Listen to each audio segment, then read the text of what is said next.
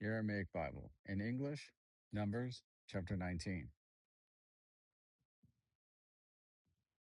And the Lord spoke to Moses and to Aaron, saying, This is the ordinance of the law which the Lord has commanded, saying, Speak to the children of Israel, that they bring you a red heifer, perfect, in which there is no blemish, and upon which never came yoke. And you shall give her to Eleazar the priest, that he may bring her forth outside the camp, and one shall slaughter her in his sight. And Eleazar the priest shall take some of her blood with his finger and sprinkle of her blood towards the front of the tabernacle of the congregation 7 times.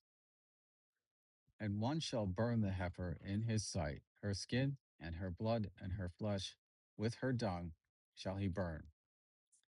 And the priest shall take cedar wood and hyssop and scarlet material and cast them into the midst of the burning of the heifer. Then the priest shall wash his clothes, and he shall bathe his body in water. And afterward he shall come into the camp, and the priest shall be unclean until the evening. And he who burns the heifer shall wash his clothes and bathe his body in water, and he shall be unclean until the evening. And a man who is clean shall gather up the ashes of the heifer and lay them outside the camp in a clean place, and it shall be kept for all the congregation of the children of Israel, for the water of sprinkling, because it is a purification for sin. And he who gathers the ashes of the heifer shall wash his clothes and be unclean until the evening. And it shall be the children of Israel, and to the proselytes who sojourn among them, for a statute forever. He who touches the dead body of any man shall be unclean 7 days. He shall purify himself by sprinkling with the water on the 3rd day, and on the 7th day he shall be clean. But if he does not purify himself by sprinkling on the 3rd day, then on the 7th day he shall not be clean. Whosoever touches the body of any man who is dead, and does not purify himself by sprinkling, defiles the tabernacle of the Lord, and that person shall be cut off from Israel, because the water of purification was not sprinkled upon him. He shall be unclean. His uncleanness is yet with him. This is the law when a man dies in a tent.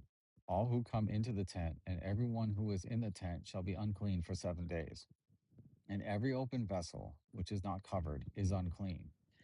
And whosoever in the open field touches one who is slain with a sword, or a dead body, or a bone of a man, or a grave, shall be unclean 7 days.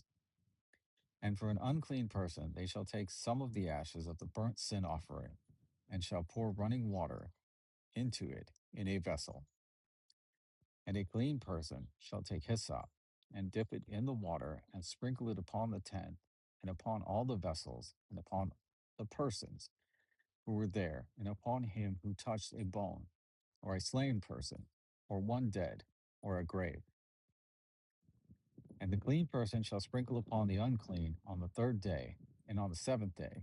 And on the 7th day he shall wash his clothes, and bathe himself in water, and shall be clean in the evening.